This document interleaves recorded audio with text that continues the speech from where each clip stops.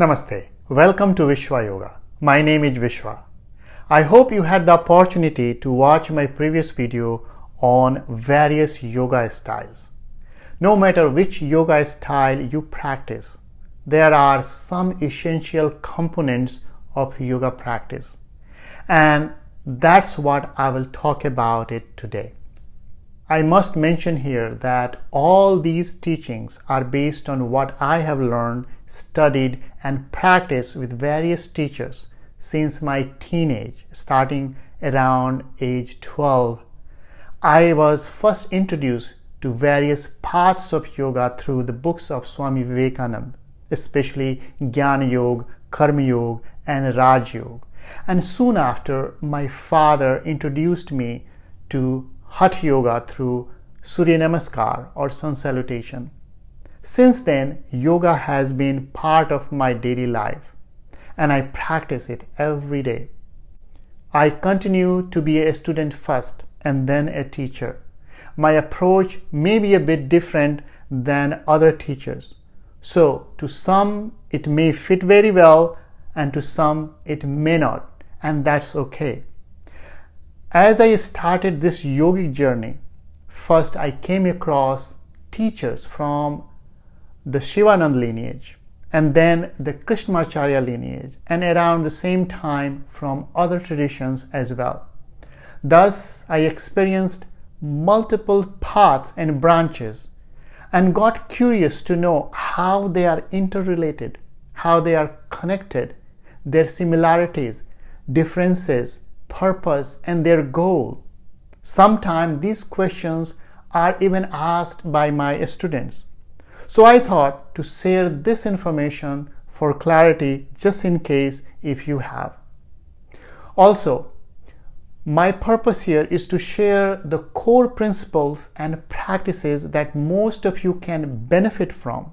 And the goal is to keep practices simple or sahaj, so that even if something is complex, then divide it into steps to make it easy so that it is accessible. This is what I have learned from some of my great teachers. I think if someone is complicating something unnecessarily or making it cryptic, then most likely that person has not understood. Now let me come to the topic. As we move towards yoga practices, let me talk about the essential components of yoga practice, which remains the same across the branches. However, the emphasis may vary. Let me start with the familiar components first, which are connected to the major limbs of yoga. The first one is asana or body work, which may include body purification and strengthening, or even energizing techniques, or as simple as taking a comfortable seat. The second one is pranayama or breath work with various breathing techniques, which may include bandhas and mudras. And the third one is dhyan or meditation. Each one acts as the foundation for the next one. The purpose of asana is to change the way we breathe. The purpose of pranayama is to change the way we think. And the purpose of a meditation is to change the way we feel or connect or identify ourselves as who we are. And then to go beyond the duality such as pain and pleasure. But as you know, these three components are major limbs or stepping stones of yoga practice. But they reveal something else too. It reveals our relationship with the past, present, and future respectively. In case you wonder how, let me say a few words about them. First is asana. Just think about our body as how we have kept, treated, or maintained it in the past, which directly impacts energy flow in our system. From the day we are born, our body is storing every moment of our past, creating from what we eat, drink, how we exercise, react to our emotions, happiness, sorrow, pain, pleasure, stress, etc. For example, if you exercise regularly, you are likely to stay and look healthy. If you neglect, you start to get sick or unhealthy. Thus, our body collects and manifests this stress in the form of resistance and during our physical practice as a tightness or unease. However, after a good yoga asana practice, the obstruction to energy flow reduces in the body. Thus, we feel different. And as the energy flow properly, our body starts to open up and we experience less resistance. Thus, yoga asana connects to the past and transforms our body response to our past experiences. And with regular practice, as the body transforms, we can sit in a posture longer with stillness and comfort, thus creating the foundation for breath work or pranayama. So now, pranayama. Have you observed your breath? For every emotion and state of your being, there is a unique breath pattern. When you are happy, it is different. When you are angry or emotional, it is different. When you are in fear, is exactly the opposite of when you are fully relaxed. Our breath is always in the present moment, which directly reflects the current state of our being. Breath is directly connected to our nervous system. So as we consciously and systematically do the pranayama practice, we change our breathing pattern and it immediately changes the state of our being, thus the state of our mind. Now, speaking of mind, have you ever observed your mind? You may find it vacillating between the past and future.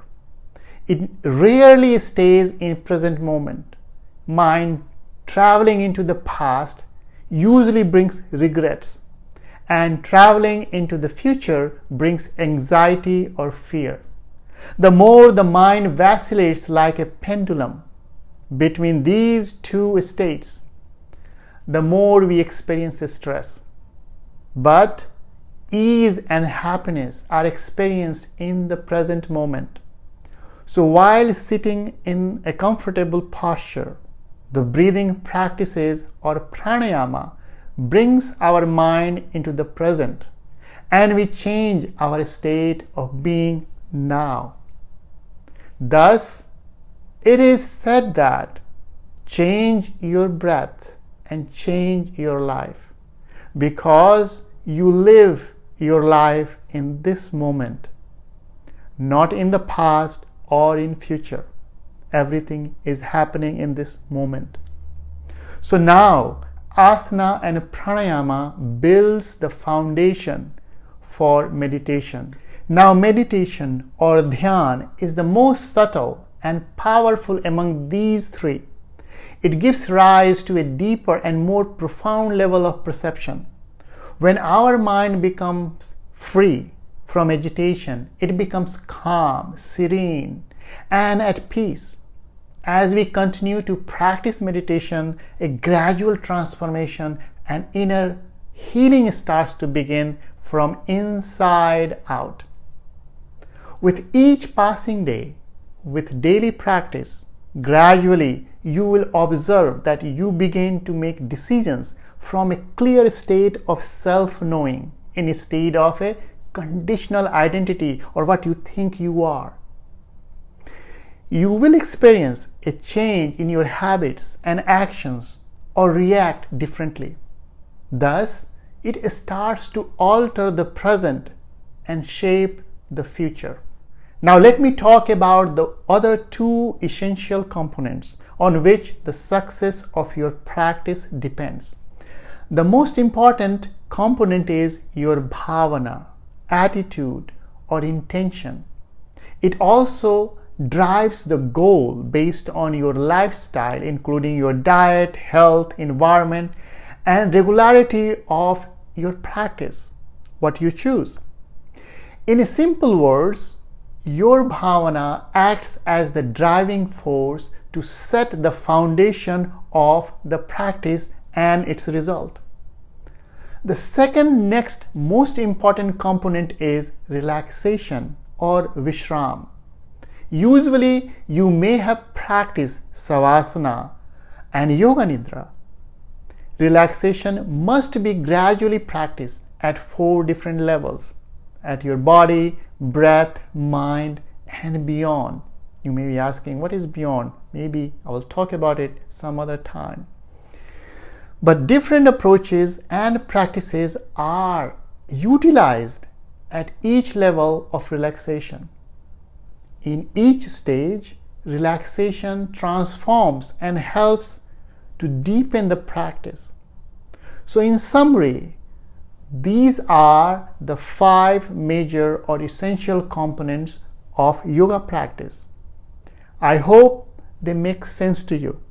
Unfortunately, today, most practitioners ignore many of these essential components and usually focus on one of the limbs. For example, if you are practicing asana as physical fitness only and without breath awareness, you are practicing yoga as exercise. And if that is your goal, then it's okay. But please keep in mind that just practicing yoga asana is like making your bed all night but never going to bed. In general, each of these components, especially the limbs, has 4 stages, as I have explained or talked in one of the previous video. Many teachers may not explain or dive into these stages, but I will cover each stage as I move into the respective area of the practice. So whether you are doing a complete practice or only asana, pranayama, or meditation practice, these 5 components are essential all the time. Only the ratio or emphasis differs. So now the big question is, which component should I start first? Please let me hear from you. What's your desire? My intention is not to share what is popular and go into the rat race, but rather cut the clutter and focus on what is needed for those who are seriously looking for authentic practices. So no matter where you may live, whether you are a student or a teacher, you will get benefited from these practices. And to keep up the process, I will appreciate your support in this effort of sharing this precious and ancient time-tested knowledge and practices with a modern and balanced approach. And if you will find these practices meaningful and helpful, please do share them with those who may need them. Thank you very much for watching this video. Have a wonderful day. Namaste. Thank you so much for listening. If you like the information, please subscribe, like, and share so that everyone else can also enjoy this.